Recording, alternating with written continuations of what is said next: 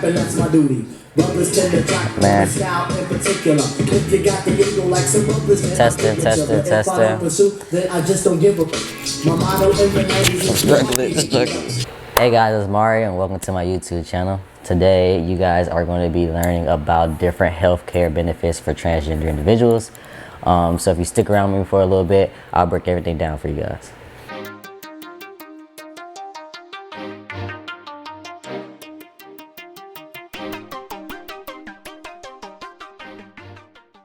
Alright guys, so before I get into the video, I do want to give a nice little breakdown of who I am. This is your first time watching this video.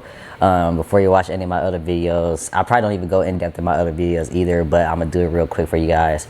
So my name is Mari. I am currently going through my transition. I'm almost a year into it. I am 14 days away from my 1-year anniversary. I do identify as transgender. I am a transgender man going through my process. And the one thing I can definitely say is I am a transgender activist. I do a lot of focus around transgender individuals. Now, I do consider myself to be an LGBTQ activist as well, because I do like to support the different groups within the LGBTQ community, but my main focus being the transgender community. Here currently in Atlanta, I do a lot of work with a nice group of people who are great. They're basically like my second family, and we do a lot of work here in Atlanta focused around the LGBTQ activism, voting rights, discrimination laws. So a lot of work that I do here in Atlanta isn't just what I'm doing here in this YouTube video. It's outside of this as well, and a lot of people that I work with too do the same exact thing. So I definitely want to shout out to them whenever I get the chance, and I'm gonna break all that down and even invite my peoples to come into this video. We can do a couple of videos so that you guys can know exactly it's not just me behind this camera that's working, but it's other people as well. At the same time too, a lot of people usually come to me when it comes to wanting more information about transition just as in general. For me personally, I've had an amazing journey throughout my transition. My family and my friends have been extremely supportive of my decision to transition, as well as making sure that they know exactly what to do in the process of my transition. So like my family, they are people that looks up everything. They're asking me questions, I'm asking them questions. So my family has definitely been full-fledged supportive of my decision to be trans and making sure that I'm the happiest I could ever be. So I think that's probably why a lot of people decide to come to me and ask me about my transition and basically being openly trans, you know, and not regretting it, not, you know, kind of hiding in the shadows, which of course in my opinion there's nothing wrong with that, just due to the fact that I understand certain people's circumstances is different. Everybody's not going to have the life that I have, and you know, the support that I have. So basically I think that's why a lot of people come to me, because if you ever come to me, I'm absolutely support you 1000%. If you have any questions for me, anything that you really want to know or some advice, I'm the person that always gives it. And I make sure that I give it straight to the point.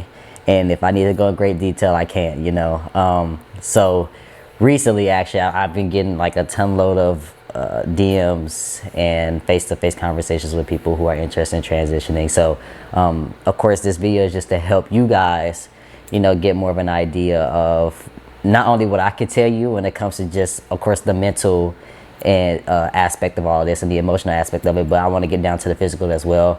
Of course, this healthcare benefits, of course, encompasses all that, right? Physical, emotional, spiritual, you know, support. So within this transgender healthcare video, it's basically just going to break down a lot of opportunities that you can have out there if possible. And if not, figuring out an alternative for you guys who cannot have access to healthcare, and how we can get you guys set up to make sure that you're getting the transgender benefits that you have access to and take advantage of that. So let me break down into that, and you know, now you guys know a little bit about me. So before I get down to it, let's break down the metrics, right? It's about 1.4 million people in the world right now who identify as transgender, and literally less than probably half of that and less than the half of that are enrolled in some type of healthcare benefit or healthcare just in general, right? That's including Medicaid, VHA, employer health benefits, which is crazy, right? If you think about how many transgender people are out there, like we talk about like modern day now, I see so many GoFundMe accounts. I see so many other like what's it called? Like other forms of supportive donation. Damn, y'all, I'm trying to get the. I'm trying to figure out what I'm trying to say. Other donation sites out there that transgender people go to because they don't have access to healthcare benefits. Now, like I said, I know sometimes that it's hard, right? It's hard to try to get healthcare benefits depending on your circumstances, and not everybody has access to that, right? So like I said, for me, my job here is to kind of break that down. If you have the opportunity or the option to enroll in healthcare, whether that's, you know, a private network, a employer benefit, or a Medicaid, if you have any of the three.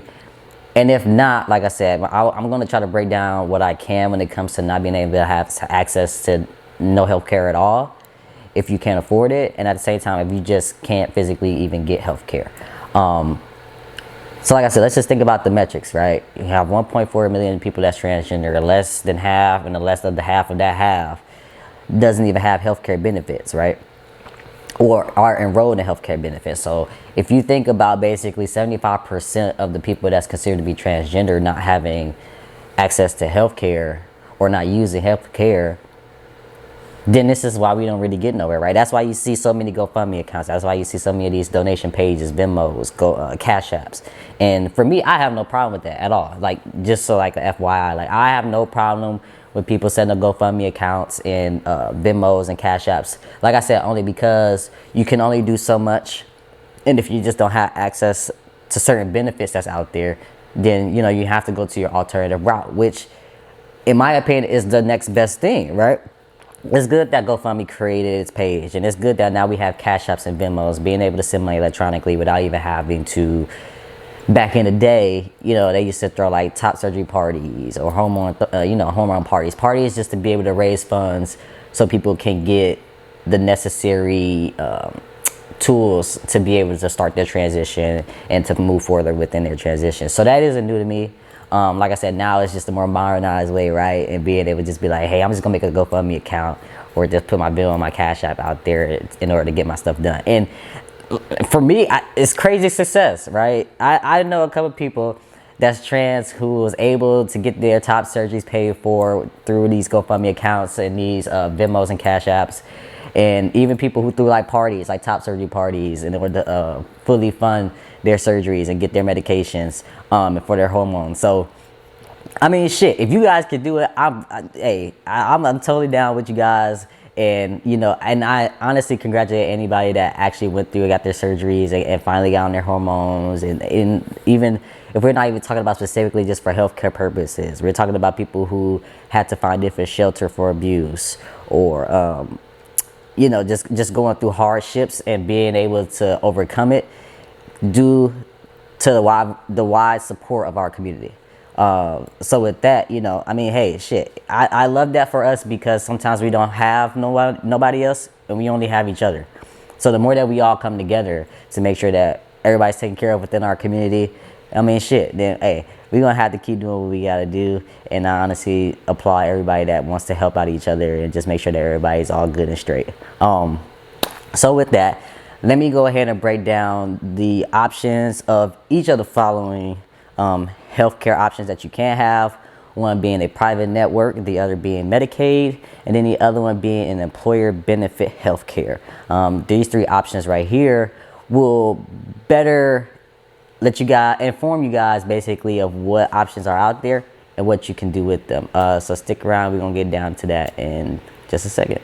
So let me go ahead and first make this disclosure, right?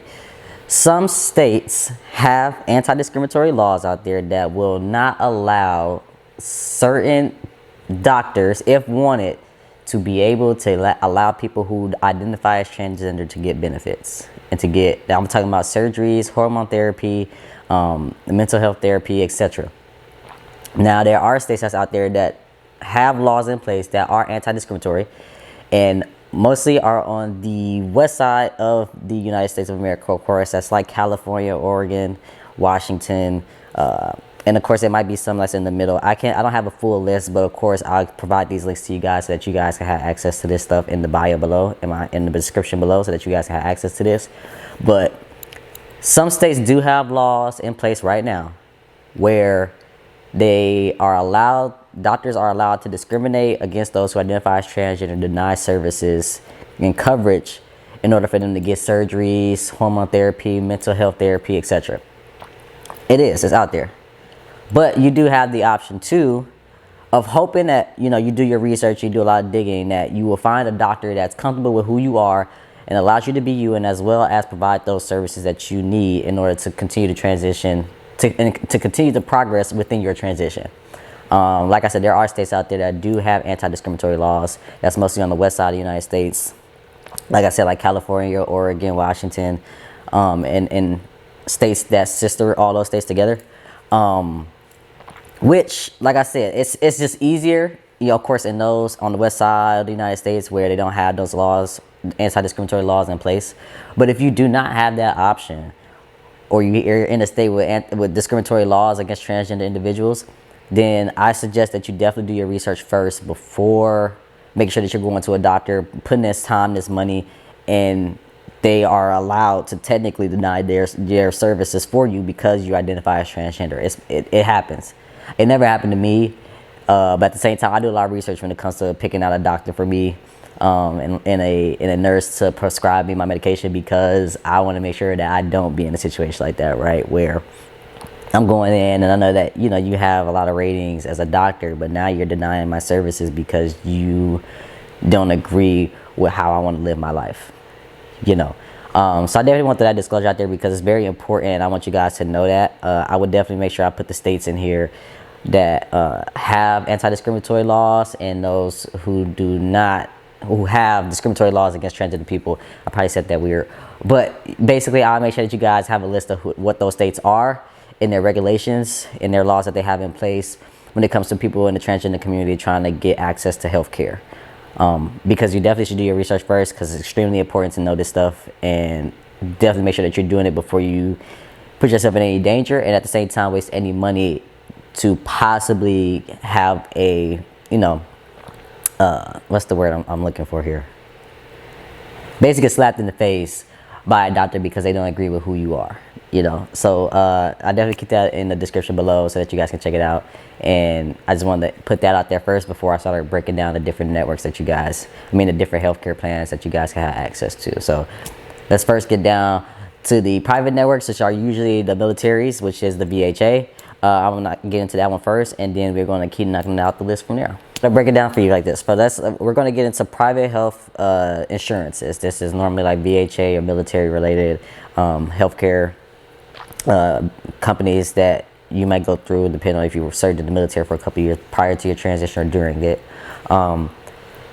Private health insurances should, and I put should in all caps because they should provide coverage for the care that you need, period. Because technically they're not supposed to discriminate against you, but at the same time, you never really know, because every insurance company is different, especially when we're talking about private health insurances. The one thing I can say, we're talking about the VHA specifically, right? The VHA does have coverage for those who identify as transgender. They claim they do not discriminate against those who are transgender, although we do remember Donald Trump's bill last year of basically banning those who consider themselves transgender in the military. We all know about that coverage, but how was that? Hold on 1 second. What was I at? Y'all thought somebody was trying to get in my damn house. I had to do a little quick scope real quick, but we good, we straight. I got ADT anyway, y'all. They gonna come anyway. They gonna be quick. I think I'm just seeing shit though too. Ain't even gonna cap. So I just had to go look real quick. So all right, let's get back into it, cause yeah. So I ain't even gonna cap. I don't even know where I left off. So I'm gonna just try to break it down again. So basically, if you're in a private network, like I said, like a VHA, the VHA specifically say that they do not discriminate against those who are considered to be transgender or intersex. They say that those who do identify as those and are enrolled in the benefits are technically considered to still be enrolled and they can get care, right? the VA allows you to be able to get the benefits as long as you're enrolled in their VHA plan. Now, even though, even if you break it down, of course, I mean, you still have to think about their restrictions. Because sometimes, yes, like I said, I'll say this too, because this is probably going to apply to basically everything I want to say is, although you might get health care, they might not cover every single transgender benefit that we consider to be a benefit to us, right? We're talking about gender reassignment surgery. So that's,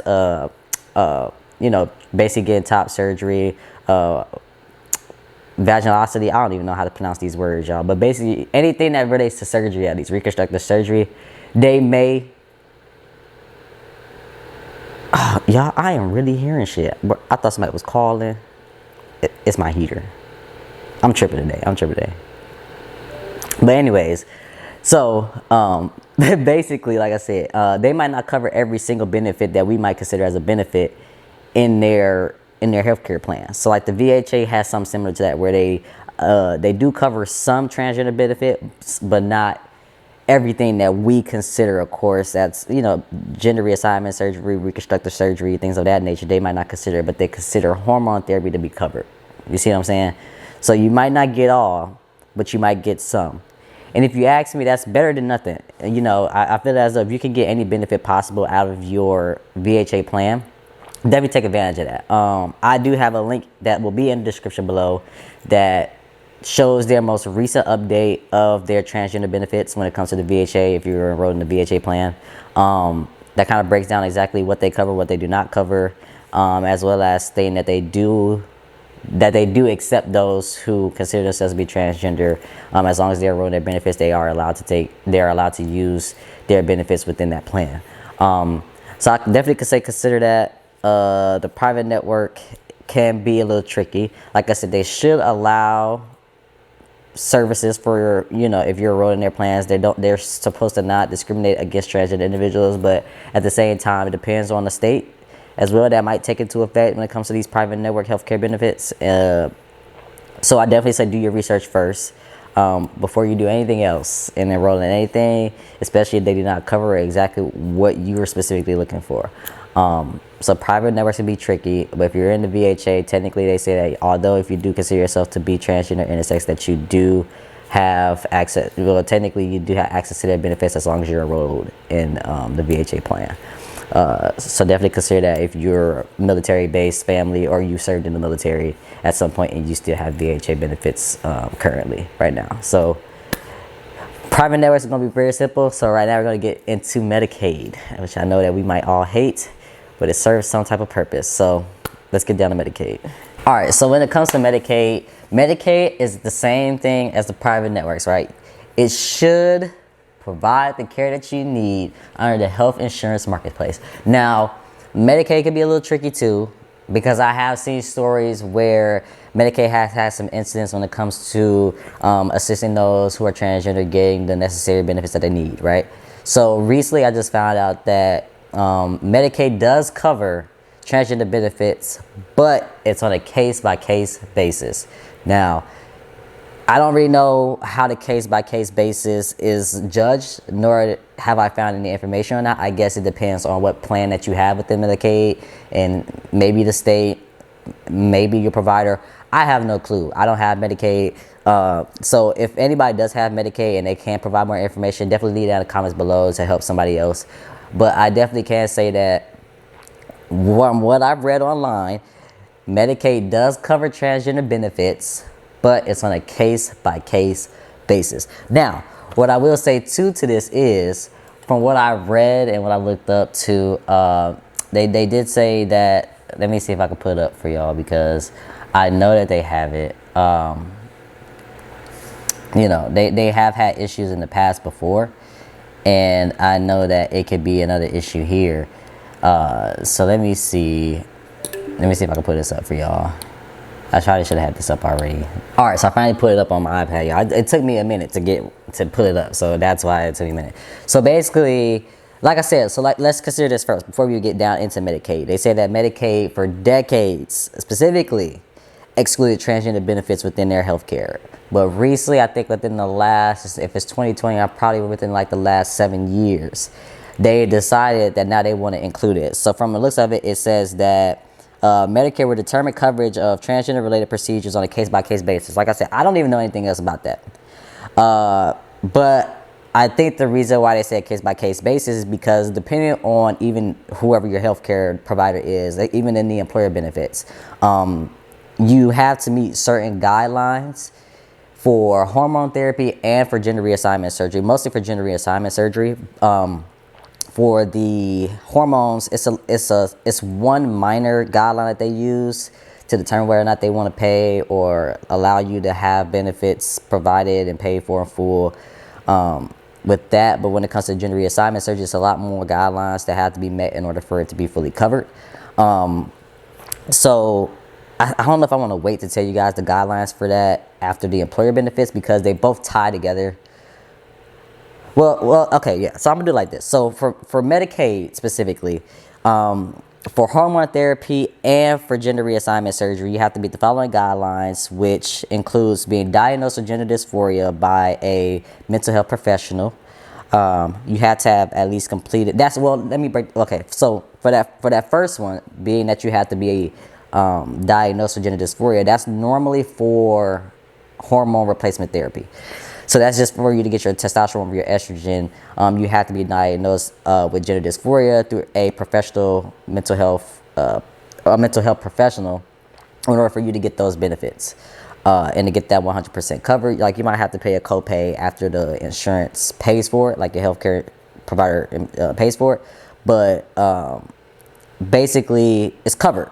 So you know it's going to be little to no cost once you get all of that. You know, all of the information that y'all, I'm struggling. Once you get all the information that needs to be provided to your insurance in order for you to get that benefit covered. Now, when it comes to gender reassignment surgery, it's a little bit different. So you have to at least have 12 months of continuous hormone therapy. So basically, you have to be on your hormone therapy for at least a year. You have to have lived at least 12 months as the gender you're transitioning to, aka meaning you have to be at least 1 year identifying as male or 1 year identifying as female, and you are serious. You are free of serious and mental health issues. This is talking about, you know, depression, anxiety, or any other real deal hard mental health disorder that they consider to be a serious risk to you or others. And also, you might need 2 letters of recommendation from a mental health professional as well. And that's normally for the gender reassignment surgery, for it to be 100% covered or little to no cost covered, basically. And that's the same when it comes to, like, well, I'll break this down to again in the employer benefits, but that's the same thing when it comes to employer benefits.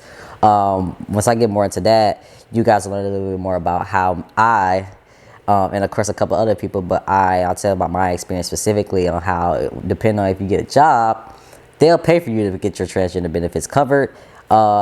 And allow other benefits as well within the company. So when it comes to Medicaid, like I said, now they should be allowed to provide you the care that you need, but it's on a case-by-case basis. So I don't know if that case-by-case basis depends on the guidelines that they provided on their website, or if it's really like a dead-ass case. You know, like you have to. I'm probably not like a lawyer, of course. But, you know, it has to be more serious guidelines that have to be met besides the guidelines that they provide. I'm not 1,000% sure. So if anybody that does have Medicaid and has used it for the transgender benefits, like I said, put in the comments below. Please inform me too, because this is actually going to help me help other people if they ever have questions for it. But take that into consideration when you're dealing with Medicaid. Medicaid is, like I said, it's kind of iffy even now, even though they claim that you should, in all caps, have the necessary care provided for you. But like I said, then again, it could be weird depending on states and laws and regulations. So definitely take that into consideration as well. So now that I'm finished with Medicaid, and links to Medicaid resources when it comes to knowing these guidelines and everything, I'm going to leave in the description below as well with a link to that. So now let's get into the employer benefits, the employer healthcare benefit package guide. Yeah, I'm really struggling with that. let's get down to the employer benefits that you can get. Let's say, like you said, if you're working for a job and they offer you full-time or even part-time, depending on who you work for, jobs will pay for you to get, jobs have transgender benefits within their health care packages. So let me break that down a little bit more for you in a second, and you guys are gonna learn about that. Now, if you're like me and you're a person who works jobs, I'm not gonna say anything, I'm just gonna say jobs. Depending on the job that you're working for, or the employer that you're working for, technically is what I should say, they will have transgender benefits included in their healthcare packages.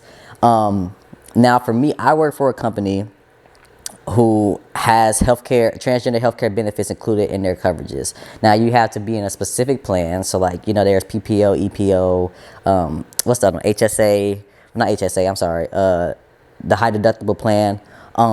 Normally, depending on the company and depending on the plan, normally it's usually in the PPO or EPO plans.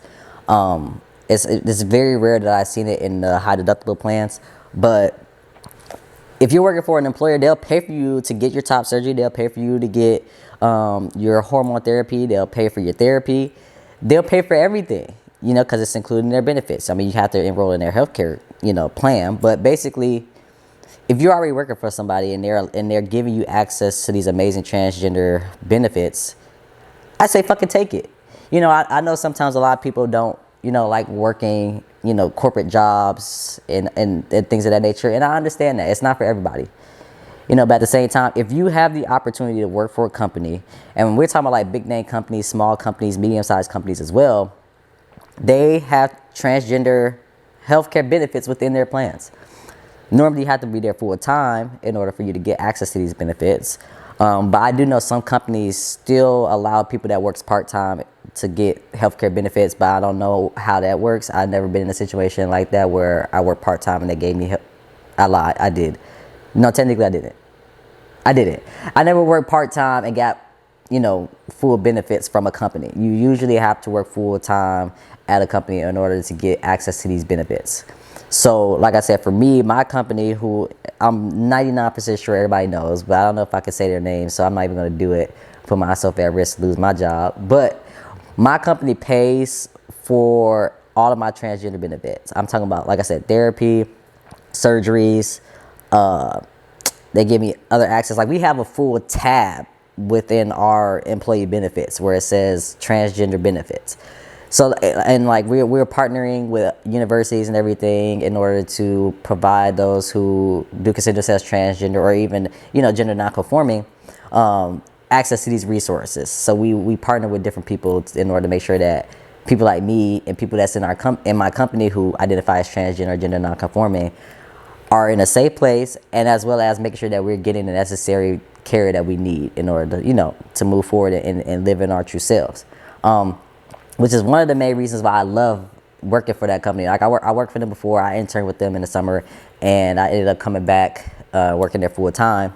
So, I mean, if you ask me, putting yourself in a situation where an employer pays for all these benefits and it's little to no cost for you, and at times, like I said, it's 1,000% covered. Well, I didn't say 1,000, but 100% covered. You should be able to take advantage of that. Absolutely. The employer benefits, for me, as I learned as I got older, save you so much more time, money, and it allows you to get easy access because they try to keep it small in order for you to be able to get exactly what you need right away. You know, so I'm going to put a link in the description below from the HRC, who gives a list of companies that have transgender benefits included in their healthcare plans. Like I said, some companies have like part-time. If you're part-time, you can still get, like, you know, healthcare benefits and everything like that. So I think it's like Starbucks or it's or like Walmart. They allow people that work there part-time to get, you know, basic benefits, even though they work at part-time hours. But now, before I was really interrupted and cut off, sorry for the delay, guys.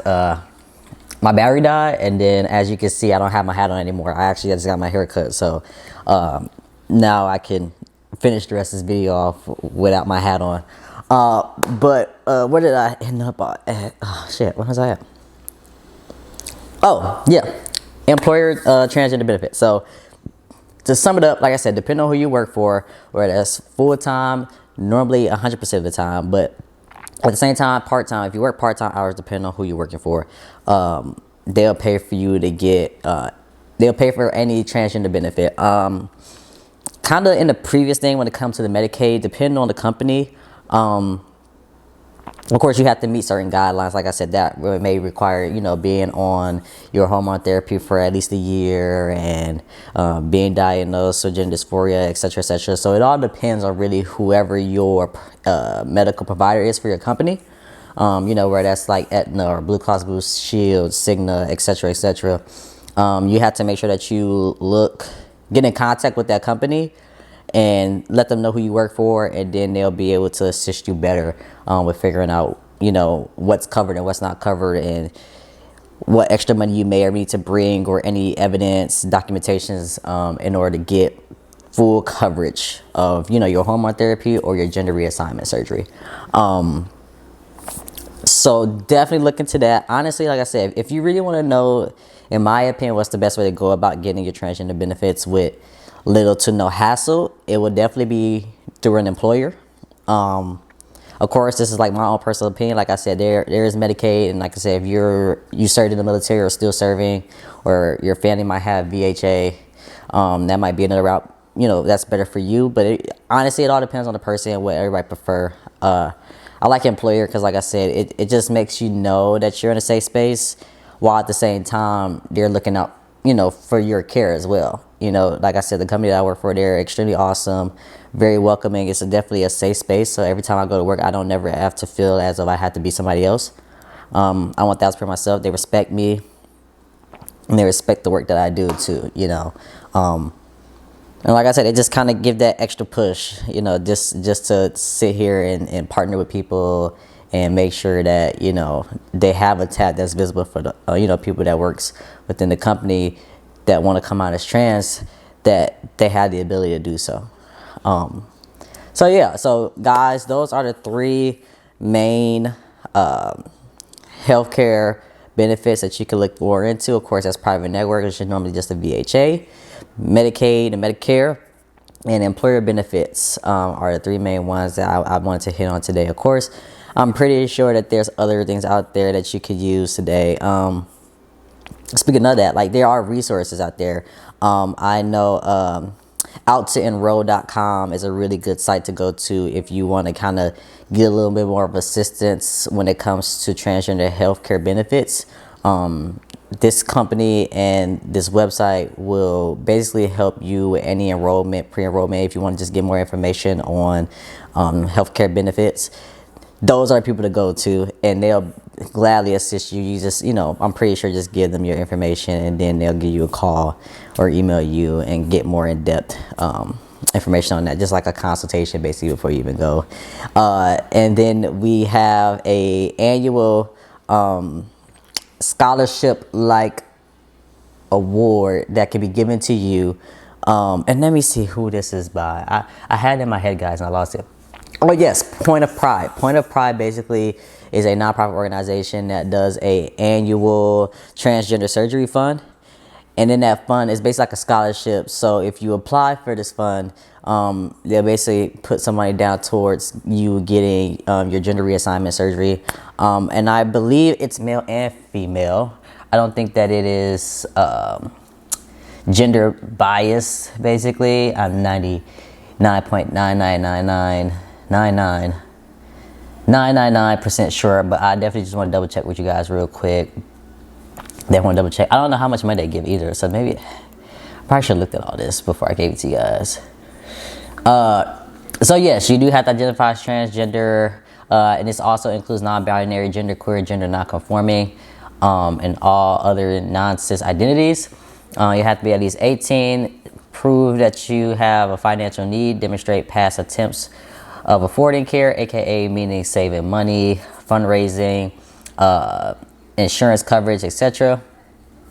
You have to agree to complete the surgery within 18 months and complete your surgery within the U.S. So I don't think that they do out of the country individuals at this moment, for those who are international. Let me see. I don't think they opened up the process yet. Yes, so it says that the next cycle of applications will open on November 1st of 2021. So definitely be ready for that. And like I said, I don't know if they end up paying for the entire surgery or not. So you definitely have to check it out. I'll definitely make sure I add the link to this below in the description, because I'm pretty sure a lot of you guys will be interested in that. Like I said, I know that there is GoFundMe's out there and other donation sites that can help assist a little bit more quicker than this, because this is a it is a enrollment period that you have to apply, application period that you have to apply, and that usually is in the November range every single year. So with that, I hope you guys find that this is resourceful for those who are interested in getting insurance or healthcare benefits. So let me I already talked about it, but I'm gonna break down too for those who don't have insurance and they want the alternative plan. I want to break that down a little bit more for you guys too. It's pretty straightforward because I already kind of talked about it, and nowadays it's a little bit more easier to figure out exactly how to go about it if you don't have insurance. So let me break that down for you guys, and then we'll wrap up this video. So to conclude this video, basically, as you guys already know, I basically broke down exactly what it's like if you have insurance or you have access to healthcare benefits. Now I kind of want to talk about for those who don't have the option to get healthcare, or have the option, or like you said, just have bad healthcare, you know, and they don't provide you services. Like I said, I think, in my opinion, the best way to go about trying to still raise money for surgery or hormone replacement therapy would be these donation sites, right? You know, we have GoFundMe accounts, we have Venmos, we have CashApps. I mean, at this point, there's so many options to choose from when it comes to trying to figure out exactly how to raise money without the need to go through the process of enrolling in a healthcare plan, you know? So with that, I think that, like I said, I know people who actually came about and use these GoFundMe accounts and all these other donation sites in order to be able to afford their surgeries. So, like I said, our community is so supportive with each other that we are willing to be able to just be like, hey guys, you know, if I ever like need some money, can you guys, you know, I'm in desperate need and I really want to get this done because my dysphoria is really killing me. You know, is it okay that you guys can spare any kind of cash, you know, in order to make that work? And, you know, I mean, shit, it works. Like I said, I know people who done it and they already got their surgeries and they're living their best lives, you know. So like I said, if ever the time does come, definitely retweet those GoFundMe accounts, like those GoFundMe accounts, because that helps be able to spread it all across, you know, everywhere, you know, the way that the power of social media works. And like I said, that helps someone every single day finally get the wish that they really wanted, you know. So with that, that's going to be the end of this video, guys. I'm going to wrap it up. Like I said, everything that I talked about specifically will be in the description below. I'm talking about links, articles, anything like that. If you guys want to get more information on it, I will make sure that I add that in this description below. If you guys want to, you guys can still follow me on social media if you haven't already at mariiiwrld. I'll put that in the description below as well. Also, if you have any questions, comments, and or concerns, you can leave them in the comment section here. I'm trying to do better, guys, at looking at my comment section. I didn't realize that in my last video that I was going to have comments and people actually asking me questions. So I'm trying to do better with that. So I want to make sure that if you guys have any questions and you don't prefer to do it via DM with me, then I'll look at the end of this video, look in the comment section. So yeah, you know, you guys have a blessed Saturday, and you know, until next time, I'll see you guys later.